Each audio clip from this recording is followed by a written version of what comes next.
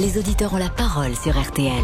Avec Pascal Praud. Le député de la France Insoumise, Adrien Quatennens, est avec nous jusqu'à 14h. Je le salue, bonjour. Bonjour. Vous allez pouvoir échanger dans une seconde avec tous les auditeurs qui vont vous interroger. Vous êtes l'un des porte-parole de Jean-Luc Mélenchon. Michel est avec nous. Bonjour Michel. Michel est avec nous une fois ? Oui. Michel, je vous attends Pascal, je suis là. Michel, vous allez pouvoir interroger. Vous êtes chef d'entreprise. Donc oui, vous allez pouvoir ça. interroger Monsieur Quatennens. Sur quel sujet vous allez l'interroger ? Sur les augmentations, compte tenu de toutes les augmentations que les Français subissent, comment la France Insoumise aurait-elle des solutions ? Eh bien, voilà une question intéressante. Le rappel des titres avec Amandine. Les auditeurs ont la parole sur RTL. Si j'étais chef d'entreprise, est-ce que j'aurais envie de voter pour Jean-Luc Mélenchon ? Est-ce que j'aurais le sentiment qu'il favorise l'économie des entreprises petites et moyennes ? Michel, vous êtes chef d'entreprise. Oui Pascal, Vous bonjour, avez combien de salariés ? 12. Donc c'est ce qu'on appelle une PME. Question directe à Monsieur Quatennens. Vous rappelez votre question. Les matériaux augmentent, les carburants explosent, tout va se répercuter sur le pouvoir d'achat des Français. Quelle serait votre solution si vous étiez élu ? Bonjour Michel, merci pour votre question. Écoutez, on va se dire les choses. Évidemment, les prix augmentent d'autant plus qu'il y a le conflit en Ukraine et les sanctions économiques qui sont prises. Mais vous avez remarqué comme moi que les prix n'ont pas attendu la guerre pour monter et qu'on avait déjà une trajectoire extrêmement inflationniste avant même le conflit. Notre hypothèse avec Jean-Luc Mélenchon est la suivante. Le marché, c'est le chaos. On ne peut pas laisser faire les prix et la loi de l'offre et de la demande dicter les prix. Surtout des prix qui sont des produits de première nécessité pour votre activité, mais aussi, vous en avez parlé, pour les particuliers. Alors, plutôt que de faire comme Monsieur Castex, distribuer une petite obole de 15 centimes le litre de carburant, avec Jean-Luc Mélenchon, si nous sommes en situation de gouverner ce pays dans quelques semaines, nous allons bloquer les prix d'un certain nombre de biens. Je commence par le carburant, vous en avez parlé, Michel. Nous voulons bloquer les prix des carburants et à la baisse. Parce que la première fois que Jean-Luc Mélenchon a évoqué cette histoire de blocage des prix, les prix n'étaient pas à 2 €, mais ils étaient à 1,40 €. Donc nous voulons bloquer les prix du carburant à 1,40 € à la pompe. Nous voulons bloquer les prix également des premières quantités d'énergie, parce que là aussi, le marché produit les désastres que l'on voit. Vous savez par exemple que le prix de l'électricité augmente sans aucune correspondance matérielle derrière, simplement par des effets de marché qui indexent le prix d'électricité sur le prix du gaz. Et bien là, c'est pareil, on ne doit pas laisser faire le marché. Et puis, nous allons le faire aussi pour certains produits alimentaires. Vous avez raison de dire, Michel, que les Français souffrent et parfois ça passe trop souvent sous les radars. Il y a 10 millions de nos concitoyens qui vivent sous le seuil de pauvreté. Ça veut dire qu'ils doivent se débrouiller avec moins de 1 000 € par mois. Et tous les jours, on envoie des messages publicitaires, par exemple, pour prendre soin de votre santé. Vous l'avez entendu comme moi, j'en suis sûr, manger 5 fruits et légumes, sans jamais se poser la question de savoir si les gens ont de quoi se les payer. Donc oui, nous allons fixer les prix. Il y a une manière technique de le faire qui est assez simple, parce que tout le monde nous dit, mais est-ce que c'est possible de bloquer les prix ? Oui, c'est possible. D'ailleurs, dans un passé récent, M. Macron lui-même l'a fait. Face à l'anarchie du marché sur le gel hydroalcoolique, quand la demande explosant a fait que le prix montait, M. Macron lui-même a bloqué les prix du gel hydroalcoolique. Et dans nos outre-mer, par exemple à La Réunion, Michel, le préfet a le pouvoir de bloquer rien de moins que 153 prix et les fixe avec des conseils citoyens qui établissent les produits qui doivent être bloqués. Donc notre intention, c'est en effet de bloquer les prix. C'est une mesure d'urgence, sans doute pas une mesure pérenne, mais elle s'accompagne d'autres mesures pérennes dans notre programme, par exemple l'augmentation des salaires pour soulager la vie des gens et des minima sociaux. On va marquer une première pause et je remercie Michel pour sa question. Vous allez tous pouvoir rester. L'idéal, ce serait qu'on puisse dialoguer, bien évidemment, mais je sais parfois, lorsqu'un homme politique est présent, qu'il lui faut un peu de temps, certes, pour expliquer, mais plus il peut être concis et synthétique, mieux c'est. Je vais répondre par oui ou non. Pour le dialogue. Et on va marquer une première pause. Alors, il se trouve que dans votre formation, vous êtes plutôt, vous avez passé un BTS de management des unités commerciales. Donc, vous savez a priori de quoi vous parlez en matière d'économie. Et juste après la pause, je vous interrogerai sur ce que vous voulez faire pour les entreprises et notamment en matière peut-être de fiscalité. Est-ce que déjà vous avez réfléchi à cela ? À tout de suite. Adrien Quatennens est avec nous, c'est l'un des plus jeunes députés de la République, il a 32 ans, vous avez été donc élu à... Pas encore, 31. 31, vous êtes du 23 mai 80, 23 mai 90. Donc vous avez été élu à 27 ans. Les sondages donnent en ce moment Jean-Luc Mélenchon 3e, souvent, alors certains parfois 4e, mais il serait passé devant Éric Zemmour et devant Valérie Pécresse. Il est loin encore de Marine Le Pen. Pour revenir à l'économie, parce que beaucoup peuvent vous reprocher de ne pas forcément favoriser les entreprises. Aujourd'hui, les sociétés sont taxées à 25% sur l'impôt sur les sociétés. C'est assez peu, historiquement, en France, 25%. C'est un chiffre que vous garderez ? D'abord, il faut une meilleure progressivité de l'impôt, c'est-à-dire ne pas considérer les pour TPE, les sociétés, les PME. je parle. Hein. Mais justement, là, le problème, c'est qu'on a tendance à considérer de la même manière, Pascal Praud, les grandes entreprises, par exemple celles du CAC 40, qui viennent de réaliser des records absolus en pleine pandémie de dividendes, 70 milliards, c'est quand même bon de le rappeler. Il ne faut pas les confondre avec les petites PME, TPE, les entreprises de taille intermédiaire, qui sont d'ailleurs hyper dépendantes de l'écosystème qu'imposent les premières. Et celles-là, sans doute, en effet, il faut assurer une fiscalité plus progressive. Maintenant, moi, je vais vous dire une chose, franchement. Quand les candidats se succèdent à l'occasion des élections présidentielles devant les milieux économiques et notamment le patronat, même le petit patronat, c'est pas très original, quoi. On les entend toujours dire, alors on va baisser les impôts de ceci, les impôts de cela, on va baisser les impôts de production. D'ailleurs, souvent, on se plaint beaucoup des impôts de production en France, mais on oublie de rappeler que la France est un des pays qui est en tête du peloton des pays qui investissent le plus pour aider leurs entreprises. Ma question, c'était 25%.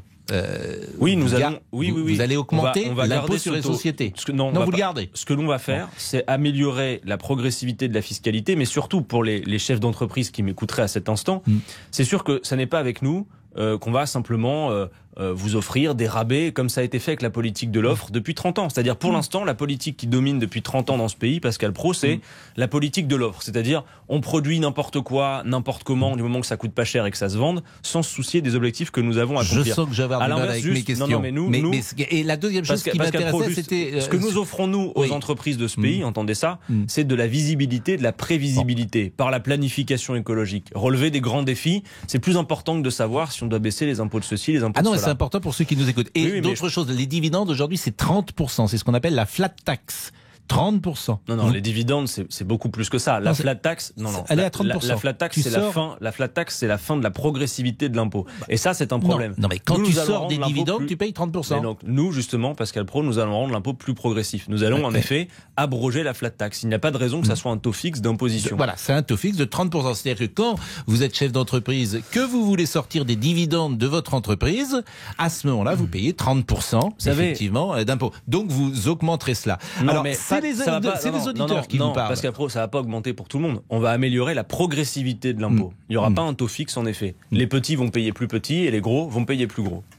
C'était intéressant de conclure sur ce point économique. Alors, Françoise est avec nous et sans doute une question cette fois-ci sur l'Ukraine. Bonjour Françoise. Oui, bonjour Pascal, bonjour monsieur. Bonjour Françoise. Je trouve la position de monsieur Mélenchon plus que floue concernant le conflit en Ukraine.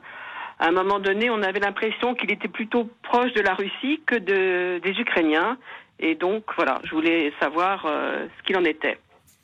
Bonjour Françoise, vous me donnez l'occasion d'une énième explication, parce que la position de Jean-Luc Mélenchon, la nôtre, sur ce sujet ne souffre d'aucune ambiguïté, mais j'entends que sur fond de campagne présidentielle, certains candidats qui sont à la peine...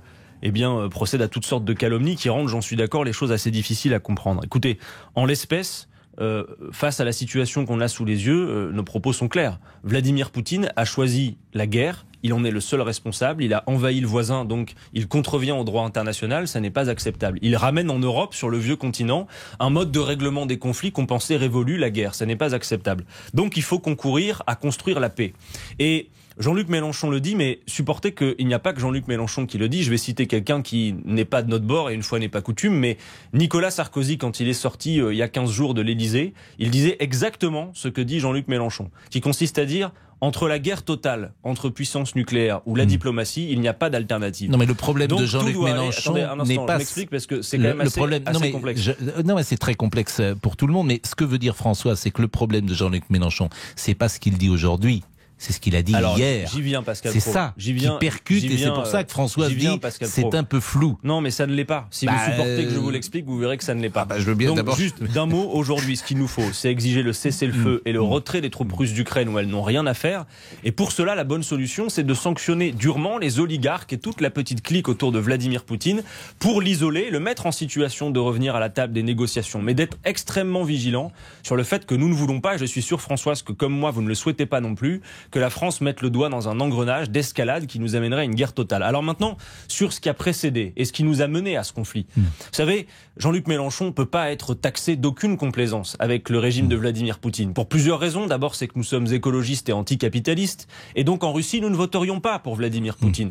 Jean-Luc Mélenchon, quand il se rend en Russie, il rencontre des opposants à Vladimir Poutine, des gens qui ont fait de la prison pour s'être opposés à lui. Récemment, dans un meeting que nous avons fait pour la paix, nous avons fait intervenir notre camarade russe Alexei Sakhnine, qui, pour le simple fait d'avoir tenu des propos anti-guerre depuis la Russie, risque 15 années de prison. Donc, laissons ces calomnies à quelques candidats à la peine dans les sondages. J'entends, Adrien Quatennens, ce que vous dites, j'entends. Mais il n'empêche, et on va écouter, et c'est le souci, j'imagine, que soulevait Françoise, le souci, c'est ce qu'a dit Jean-Luc Mélenchon. Pas le seul d'ailleurs, on reproche la même chose parfois à Marine Le Pen ou à Éric Zemmour, des positions pro-Poutine. Écoutez par exemple ce que le leader de la France insoumise disait en 2017 sur la Russie. Jean-Luc Mélenchon.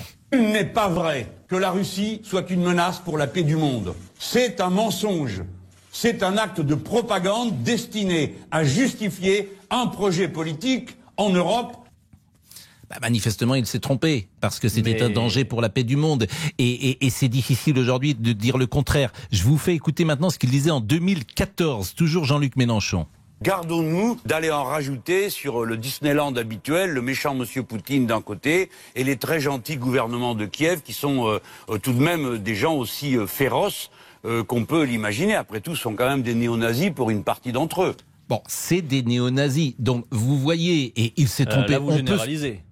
Non, mais c'est ce que disait Jean-Luc Mélenchon. Il n'a pas dit que c'était tous des néo-nazis. Oui. Non, écoutez, bon. Pascal Praud, si vous permettez, vous voulez qu'on fasse œuvre utile dans votre émission Non, ou pas? Monsieur Quatennens, si vous voulez parler tout le temps, je vous donne le micro et puis moi je sors. Ah, c'est vous l'invité politique? Non, c'est moi qui vous pose les questions. C'est moi. Non, mais c'est clair. Vous allez m'apprendre la géopolitique, Pascal Praud? Je vais rien vous apprendre du tout. Alors laissez-moi vous parler. Non, justement, je vous fais réagir là-dessus. Mais vraiment, si vous voulez parler tout seul pendant 10 minutes, moi je sors. Vous n'avez pas besoin de moi. Mais en revanche, non, vous êtes très bien ici.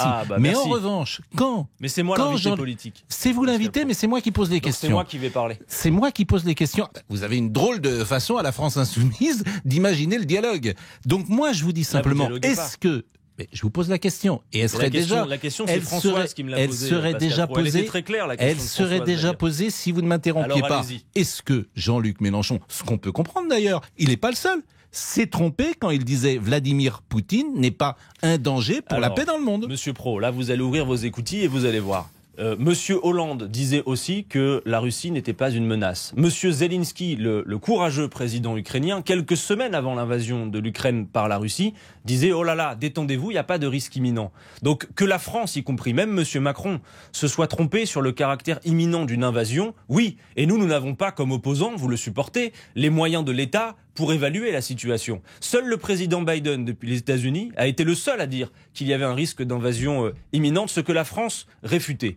Donc oui, évidemment, nous n'avions pas prévu l'invasion de l'Ukraine par la Russie. Maintenant, sur ce que dit Jean-Luc Mélenchon, et pour faire une petite leçon utile de géopolitique pour toutes celles et ceux à qui il faudrait sans doute offrir, vous savez, le petit bouquin « La géopolitique pour les nuls ». Ce que dit Jean-Luc Mélenchon depuis 10 ans, Pascal Praud, c'est que vous et moi, on le veuille ou non, vous avez une dizaine d'endroits sur le vieux continent où la question des frontières fait naître des tensions. Il ne s'agit pas de dire que ni vous ni moi on ait l'intention de retravailler ces frontières, mais on compte une dizaine d'endroits en Europe où la question des frontières fait naître des tensions. Depuis 10 ans, Jean-Luc Mélenchon dit, écoutez, soit on en parle tranquillement dans un cadre diplomatique, à travers une conférence internationale des frontières, soit vous prenez le risque de voir des conflits s'envenimer et nous faire aboutir à la guerre. Et enfin, dernière chose, parce que c'est important tout de même, s'il n'est plus possible d'avoir une critique de de l'impérialisme américain et de l'OTAN et de voir que même si ce n'est pas la cause principale, ça a concouru à la situation que nous avons sous les yeux. Quand nous disons que nous voulons une France non alignée, ça ne veut pas dire une France neutre.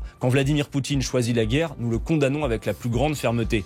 Mais pour retrouver sur la scène internationale sa position de puissance médiatrice au seul service de la paix est une construction politique, c'est notre boussole. Oui, la France doit être indépendante, non alignée. La Russie n'a pas à envahir l'Ukraine et les États-Unis n'ont pas à intégrer l'Ukraine dans l'OTAN. Je crois que c'est une position qui est assez claire et qui ne souffre pas d'ambiguïté. On va marquer une pause, je ne vous ai pas interrompu. Bravo. Il n'y a rien de personnel, bien évidemment, dans nos échanges. J'essaye simplement d'être un médiateur et d'éclairer l'auditeur. Françoise était très claire, Pascal Praud. Elle était très claire. Sa question était précise, droite au but. Il n'y avait pas besoin de vous. Je ne peux même pas lancer la publicité avec Adrien Quatennens. Donc il n'y a rien de personnel, bien évidemment, mais simplement un échange pour éclairer l'auditeur. Vous l'aurez compris, Adrien Quatennens est un jeune homme brillant, sincère, authentique. Pas facile à interviewer, pas facile peut-être de lui apporter la contradiction, mais c'est pourquoi les auditeurs vont également lui poser des questions dans une seconde. À tout de suite. Adrien Quatennens est avec nous. Vous passez un bon moment ? Ah, magnifique. Bon, alors j'espère que ce n'est que le début. Franck est avec nous. Franck qui est artisan, qui a 43 ans, qui habite Lyon. Donc on a parlé un peu d'économie, on a parlé d'Ukraine. Et là, nous allons parler retraite. Bonjour Franck. Oui, bonjour Pascal. Bonjour Adrien. D'être avec nous. Bonjour Franck. Bonjour. Voilà, je voulais vous poser une question. Je trouve la proposition de Jean-Luc Mélenchon assez séduisante de passer l'âge de la retraite à 60 ans, simplement à l'heure où tous les candidats disent que il faut aller plus loin pour pouvoir financer tout ça. Je voulais savoir comment vous financez cette retraite à 60 ans. Voilà. Merci Franck. Bon, en effet, cette proposition, elle séduit beaucoup de Françaises et de Français. Je crois que le dernier sondage disait que c'était 71% des Français qui sont favorables au retour de la retraite à 60 ans. Bon, clairement, il y a un bulletin de vote pour ça, c'est le bulletin de vote Jean-Luc Mélenchon. Alors, d'abord, pourquoi la retraite à 60 ans ? Faut le dire quand même. On sait qu'à l'âge de 62 ans, vous avez un quart des plus pauvres de ce pays qui meurent. On sait que entre un cadre et un ouvrier, il y a 5 années d'écart d'espérance de vie. 13 années entre les 5% les plus riches et les 5% les plus pauvres. Alors oui, augmenter le temps de travail comme le propose Emmanuel Macron, c'est aussi aggraver le chômage aux deux extrémités de la vie active. D'un côté, le chômage des seniors et de l'autre côté, des jeunes qui veulent s'intégrer dans le marché de l'emploi qui ne le peuvent pas. Donc en fait, ce qu'on gagne sur les caisses de retraite, on vient le transférer sur les caisses du chômage. C'est donc totalement injuste. Mais surtout, quand Emmanuel Macron vous dit « il faut travailler plus », en quelque sorte, il dit autre chose. Il dit « je ne partagerai pas davantage la richesse produite ». Parce que Franck, vous m'interrogez sur le financement, alors j'y viens. Dans ce pays, ces 20-30 dernières années, la productivité a beaucoup augmenté. C'est-à-dire qu'on produit davantage de richesse avec moins de travail humain. Je crois me souvenir que l'on produit 50 fois plus de richesse avec 2 fois moins de travail humain. Et là, vous dites « mais attendez, on produit plus de richesse avec moins de travail, mais mon salaire, il n'a pas augmenté en proportion. Et notre temps de travail ne diminue plus. Parce qu'il y avait ce mouvement historique de diminution du temps de travail. Ce mouvement s'est interrompu, nous allons le reprendre. Il s'agit de dire, le capital s'est beaucoup servi, maintenant c'est l'heure du travail. Ces 10 dernières années, ce sont des chiffres qui vont intéresser Pascal Praud. Les dividendes versés aux actionnaires ont progressé de 70%, quand dans le même temps, les salaires ont augmenté en moyenne que de 12% et l'investissement productif reculé de 5%. Donc pour financer la retraite à 60 ans, c'est pas dur. Il faut partager les richesses. On a besoin pour ça, pour la retraite à 60 ans, d'y consacrer 2 points de plus de la richesse nationale. Comment on le finance, Franck ? Par exemple, avec les emplois que nous allons créer. Par exemple, 1 million d'emplois, ça permet de remplir les caisses de retraite pour financer la retraite à 60 ans. Il y a également d'autres solutions. Par exemple, si on fait en sorte qu'il n'y ait plus cette inégalité salariale entre les femmes et les hommes, le surplus de cotisations qu'on obtient permet de financer la retraite à 60 ans. Et puis, on peut augmenter en proportion, pour les gros salaires, les cotisations pour le financer. Voilà. Il s'agit simplement de dire qu'après une vie de labeur, on doit pouvoir partir à un âge décent. Et donc, c'est finançable pour le peu qu'on accepte de partager. Donc maintenant, quand M. Macron et ses envoyés viendront vous dire de façon autoritaire qu'on n'a pas d'autre choix que de travailler plus longtemps, moi, je vous invite à ne pas baisser les yeux, à leur dire non, messieurs, on ne travaillera pas plus longtemps. Par contre, vous allez partager. En tout cas, avec Jean-Luc Mélenchon, c'est ce que nous allons faire. Et désormais, nous sommes les seuls, puisque même Marine Le Pen a capitulé en race campagne et a renoncé maintenant à la retraite à 60 ans. Nous la ferons. Nouvelle pause à l'instant et je rappelle également que vous souhaitez adopter une 6e semaine de congé payé, la retraite à 60 ans, bien sûr, passer aux 32 heures pour les métiers pénibles et de nuit, puis engager, pourquoi pas, leur généralisation. Jean-Luc Mélenchon considère que la réduction du temps de travail est le moteur de l'emploi. Tout le monde n'est pas d'accord, bien sûr, là-dessus. Il veut également augmenter le SMIC mensuel à 1 400 € net et instaurer un quota maximal de 10% de contrats précaires dans les PME, 5% dans les grandes entreprises. À chaque fois, c'est toujours la même question. Ça va changer la vie, qui tout ça. paye? Et à chaque fois, vous dites, c'est les riches qui doivent payer. Mais on marque une pause. Aujourd'hui, qui paye le malheur? Vous voyez bien que c'est un problème de répartition de la richesse. Ce pays est très riche. Oui, il va falloir mieux partager, en effet. Qui paye? Les riches. À tout de suite. 16h32. Hors micro, Adrien Quatennens disait quelque chose qui est parfois invérifiable. Vous dites 5 personnes en France ont plus possèdent autant que 27 millions. 27 millions. Oui. Bon, mais c'est tout à fait vérifiable, c'est chiffré, c'est statistique. Vous savez, entendez bien ça, Pascal Praud. Ce pays produit beaucoup de richesses, 2300 milliards par an. Et le quinquennat de M. Macron, ça tombe pas du ciel. Les 500 familles les plus riches de France, au début de ce quinquennat, elles possédaient à elles 570 milliards. D'accord ? Monsieur Macron est passé par là. 5 ans plus tard, elles en possèdent le double. Et vous vous souvenez de cette phrase de Victor Hugo, il disait « C'est de l'enfer des pauvres qu'est fait le paradis des riches ». Parce que oui, il y a un lien entre les deux. Vous savez, vous connaissez Obélix. Quand Obélix mange tout le gâteau, il reste quelques miettes pour les autres. Pascal Praud, dans le même temps, sur le quinquennat, vous avez 400 000 personnes de plus qui sont passées sous le seuil de pauvreté. Je suis devant vous, je vous donne des chiffres. 10 millions de personnes sous le seuil de pauvreté, 8 millions qui dépendent de l'aide alimentaire, 12 millions de personnes qui ont froid chez elles. C'est des chiffres. Mais derrière, vous le savez comme moi, c'est une réalité sociale insupportable. Des situations de quart-monde qui côtoient des îlots de richesse extrêmes. Des gens qui ne peuvent pas remplir leur frigo. Des gens qui ont peur d'ouvrir leur boîte aux lettres pour savoir s'ils vont pouvoir payer leurs factures. Mais d'expliquer que c'est les riches qui sont responsables de ça, c'est là que parfois il y a explication. Pascal Praud, mais parce que vous dites que vous êtes là pour poser des questions. Oui. Mais en fait, avant de passer à la question suivante, vous affirmez des choses sur lesquelles vous m'autorisez pas à répondre. Évidemment que la question de la répartition des richesses se pose. Pascal Praud, vous n'ignorez pas que... peut-être. Mais alors, on a des solutions. Vous savez, sur les 500 personnes les plus riches de France, vous savez combien n'étaient pas riches il y a 30 ans? Combien étaient à zéro sur les 500? C'est très intéressant ça. Parce que c'est pas un héritage parfois, c'est des gens qui sont partis de rien et qui ont bâti. Il y a quand même beaucoup d'héritiers, Pascal Praud. Pas sur les 500. En tout cas, ce qu'il y a de certain, Pascal Praud, c'est qu'on a besoin d'une meilleure répartition. Il ne s'agit pas de dire qu'il y a des gens qui, compte tenu de leurs investissements, de leur prise de risque, gagnent pas plus que d'autres. Mais on ne peut pas supporter de tels niveaux d'inégalité. On ne peut pas supporter de telles concentrations de richesse entre quelques mains quand la plupart des Français qui nous entendent à cette heure ont la gorge serrée et n'arrivent pas à payer leurs factures. C'est pas possible.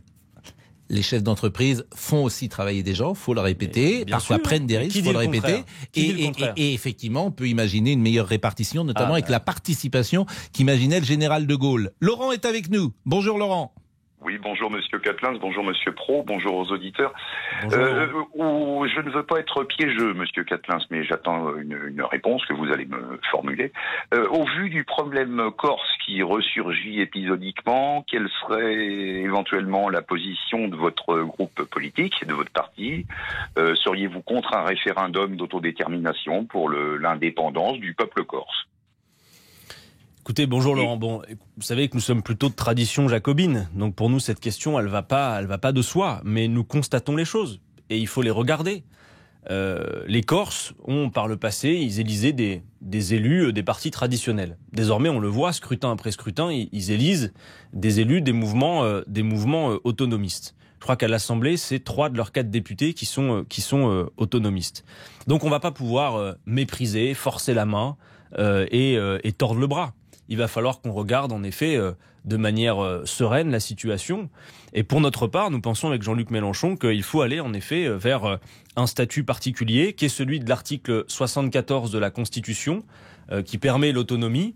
C'est le statut qui est finalement celui de la Polynésie française et qui ne fait pas que la Polynésie soit moins française parce qu'elle a ce statut. Il ne faut pas confondre l'autonomie et l'indépendance, ça n'est pas la même chose.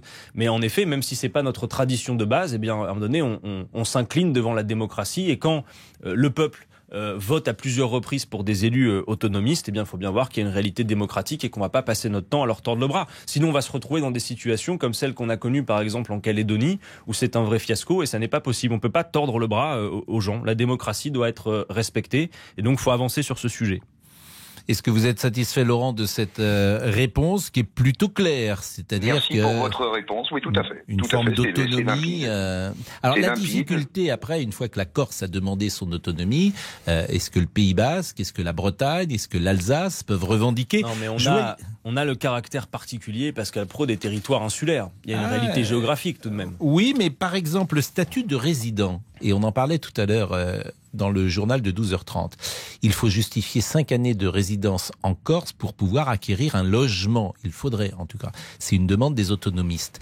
Mais ça, j'entends ça au Pays Basque aujourd'hui. C'est-à-dire que les gens qui habitent Bidart, qui habitent Biarritz, qui habitent Saint-Jean-de-Luz, qui travaillent là-bas, qui ont des petits salaires, ils ne peuvent plus acheter dans leur ville parce que les prix ont explosé et vous avez des Parisiens, en l'occurrence, qui peuvent acheter des résidences secondaires avec des moyens bien supérieurs et qui ont fait exploser le marché. Donc ce qui est valable encore sur la résidence principale est peut-être valable en Bretagne et peut-être valable également au Pays Basque. Et ça s'entend. On ne va pas tout mélanger. Il y a quand même, vous devez l'entendre, les spécificités d'un territoire insulaire qui par nature et de fait de sa géographie quand même a des revendications qu'il faut entendre et qui sont quand même très spécifiques.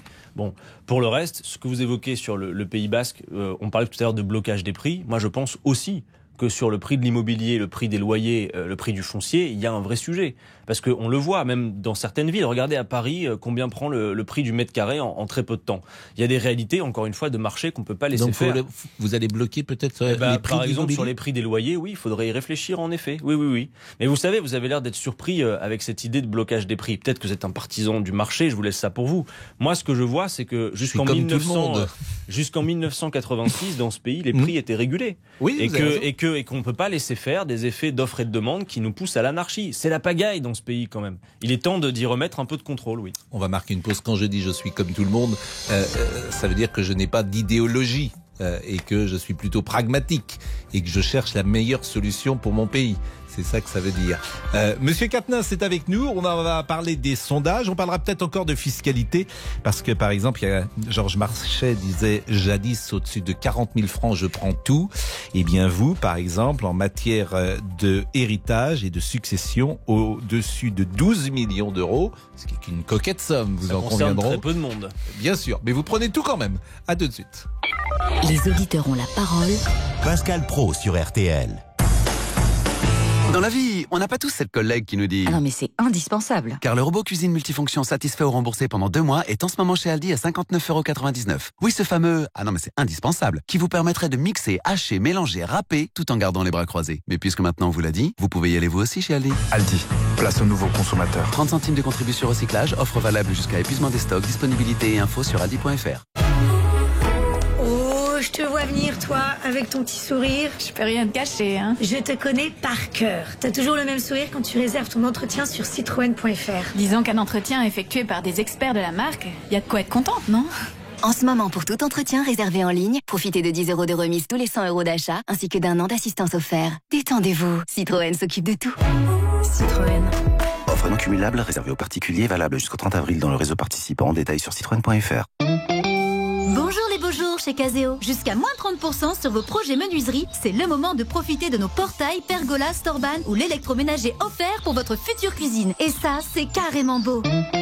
Caseo, vos projets bien encadrés. Du 14 au 26 mars, conditions et magasins participants sur caseo-maison.com. Catherine a récemment découvert Senior Company et son papa a retrouvé le sourire grâce à Eva, son auxiliaire de vie. Comment allez-vous ce matin? Senior Company est un service d'aide à domicile pour les personnes âgées ou handicapées. Grâce à ses équipes passionnées, Senior Company apporte un accompagnement bienveillant à vos proches. Senior Company, plus qu'une aide, une compagnie. Rendez-vous sur seniorcompagnie.fr. Pour réussir dans la vie, il faut savoir ouvrir la bonne porte. Comme la porte Sésame ouvre-toi par Renault de nouveau Renault Kangoo Van, la plus large de sa catégorie. 1,45 m, pouvant charger des objets jusqu'à 3 mètres. Nouveau Renault Kangoo Van, des 149 € hors taxe par mois. Pour Renault Kangoo Van Grand Confort Blue DCI 95, Sésame ouvre-toi par Renault. Crédit bail maintenant 60 mois, 90 000 km. Offre non cumulable réservée aux professionnels jusqu'au 31 mars si accordiaque. Voir conditions sur professionnel.renault.fr. Jusqu'à 3 mètres de chargement avec cloison pivotante et siège passager avant rabattu. Pour les trajets courts, privilégiez la marche ou le vélo. Les tomates les plus douces sur les marchés de Pachino. Le verre le plus fin dans les ateliers de Murano. Pour une qualité italienne authentique, ça vaut le coup de faire quelques kilomètres de plus.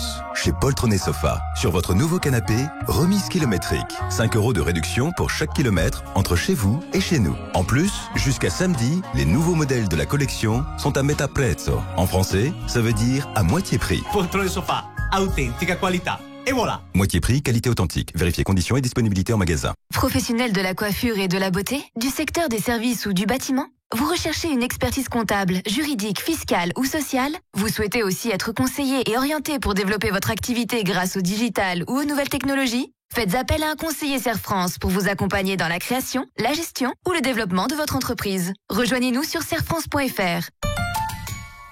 Serre France, entreprendre ensemble. Les auditeurs ont la parole sur RTL. Avec Pascal Praud. Adrien Quatennens est toujours avec nous. On va parler de la campagne telle qu'elle se déroule. Et nous sommes avec Véronique cette fois-ci. Est-ce que Jean-Luc Mélenchon, qui est aujourd'hui 3e, est-ce qu'il peut être au 2e tour? C'est une question. Bonjour Véronique. Bonjour Pascal. Merci d'être avec nous. Une question pour Monsieur Quatennens. Oui, alors une question, plusieurs. Est-ce que franchement on peut continuer à croire au sondage, déjà, et est-ce que lui il y croit? 2, qui serait Premier ministre? Et 3, personnellement, et je pense que je suis pas la seule, est-ce qu'il faudrait pas arrêter cette guerre des partis droite, gauche, etc. Et quand quelqu'un est au gouvernement, prendre en Premier ministre ou un autre ministre autour des gens de l'opposition, de manière à avoir effectivement une gestion du pays qui puisse convenir à tout le monde. Ce qui serait, voilà, si on veut vraiment sauver le pays, on peut prendre des gens de droite, de gauche et essayer de s'arranger. Et je sais que c'est pas simple parce que quand on les entend, ils sont jamais d'accord, surtout dans les débats. Mais ce serait peut-être le meilleur moyen de pouvoir arriver à contenter tout le monde. Première question, est-ce que vous croyez au sondage? Si vous me permettez, je vais commencer par répondre à ce que vient de dire Véronique sur la fin, parce que c'est quand même intéressant. Bonjour Véronique d'abord. Bon, on entend parfois ça, le côté si les meilleurs de chaque parti, même en désaccord, se retrouvaient bras dessus bras dessous et se mettaient autour d'une table, on aurait peut-être un gouvernement qui tendrait vers l'idéal. Le problème, c'est que Véronique, on a inventé un moyen de règlement de nos désaccords qui s'appelle la démocratie. Jadis, on les traitait par les coups de bâton et les fusils. Aujourd'hui, on les traite avec des bulletins de vote et des arguments, ce que je préfère très largement. Mais néanmoins, nous ne sommes pas d'accord. Et d'ailleurs, c'est sain qu'on ne soit pas d'accord. C'est ça la démocratie. On n'est pas d'accord et le peuple tranche nos désaccords.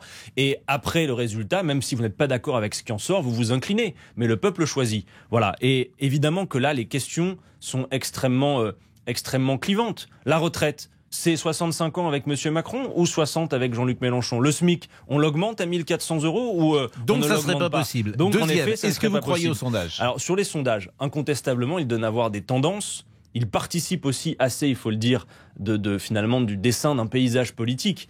Alors nous, on les regarde avec de la distance, mais on les regarde quand même. Ce qui nous intéresse beaucoup et qui n'est pas assez souvent commenté, je trouve, dans les présentations de sondages sur les médias, Véronique, c'est, vous savez, le taux de participation. Souvent, on le masque. Or, c'est essentiel. Parce que les sondeurs ont tellement la trouille de ne pas savoir évaluer l'abstention qu'aujourd'hui, quand ils posent la question aux gens pour faire le sondage, ils en posent 2. Pour qui avez-vous l'intention de voter, Monsieur Pascal Praud? Alors, Monsieur Pascal Praud répond. Et après, c'est sur une échelle de 1 à 10. Quelle est votre certitude aujourd'hui d'aller voter? Et souvent, si vous répondez pas 10 ou entre 8 et 10, vous êtes exclu du résultat. Or, vous savez comme moi, Véronique, qu'à cette heure, il y a encore des gens qui hésitent, il y a des gens qui, pour plein de raisons, sont pas sûrs d'y aller, et qu'on doit convaincre de dire si, ça sert à quelque chose d'aller voter. Donc vous êtes méfiant ou vigilant. Donc, et troisième question, Premier ministre. Quand vous avez un sondage qui donne M. Macron à 25% sur un taux de participation à 65, je suis à peu près certain que si le taux de participation est à 80, M. Macron n'est plus à 25. Donc oui, il faut aller voter. Et par ailleurs, je le dis Premier ministre. Si Jean-Luc Mélenchon est aujourd'hui, comme le confirment les sondages, 3e, ça veut dire que la question qui se pose, c'est qui face à M. Macron? Est-ce qu'on reprend du second tour de 2017 avec ce débat piteux qu'on a vu entre M. Macron et Mme Le Pen? Ou est-ce qu'on a une belle confrontation sur le fond, sur les vraies préoccupations des Français entre Jean-Luc Mélenchon et M. Macron? Je crois que ce serait une meilleure facture. Premier ministre, écoutez, on verra bien. Je crois que Jean-Luc Mélenchon, il a aujourd'hui et le choix et l'embarras, compte tenu du nombre de personnalités dans ce collectif et dans cette équipe que nous faisons. Vous êtes un de ses porte-parole.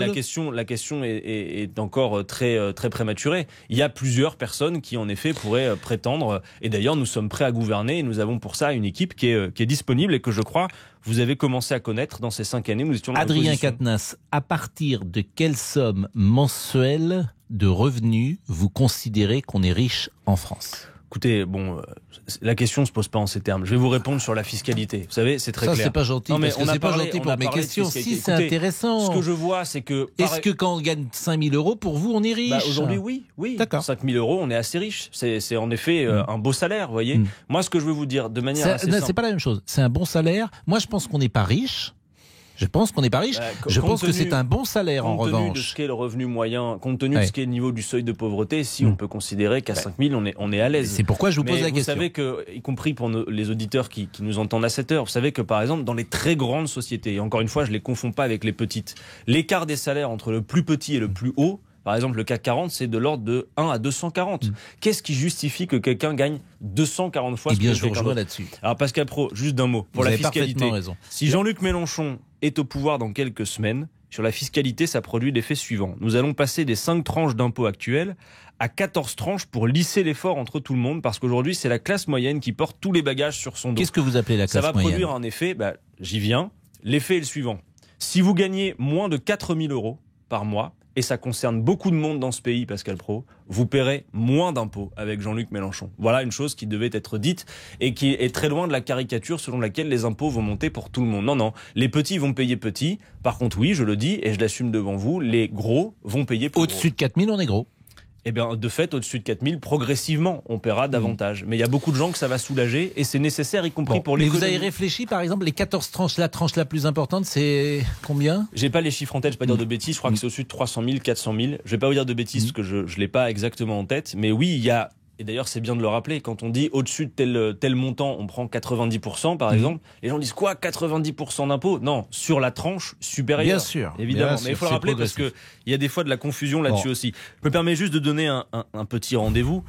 Nous avons rendez-vous, toutes et tous, ce dimanche 20 mars, entre la place de la Bastille et la place de la République, pour déferler dans les rues pour une 6e République avec Jean-Luc Mélenchon. J'y serai et je vous y attends nombreuses et nombreux. Eh bien, on suivra ça avec beaucoup d'intérêt. Vous devez partir, c'est cela, à 13h48? Oui, je m'en vais à Troyes où je suis en réunion publique ce soir. C'est une très jolie ville. Troyes, vous êtes Lillois? Je suis Lillois. Donc ce soir, Lille-Chelsea, on va gagner. Vous aimez le foot? Je suis pas un grand fan pour tout vous dire, mais évidemment que je vais suivre d'un œil et j'espère la victoire des Lillois ce soir. Bon, c'était un plaisir d'échanger ensemble. Merci de m'avoir invité. Mais non, merci d'être venu jusqu'à nous et puis surtout d'avoir pu développer vos idées et d'avoir bavardé, échangé plus exactement avec les auditeurs. Et puis c'est vrai que d'avoir accepté la contradiction parce qu'elle permet forcément le débat et d'éclairer. Elle est nécessaire. Monsieur Macron devrait s'en souvenir. Exactement. Merci beaucoup Adrien Quatennens. Il est 13h49, la pause. Je vous raccompagne à la porte du studio et on revient avec les auditeurs.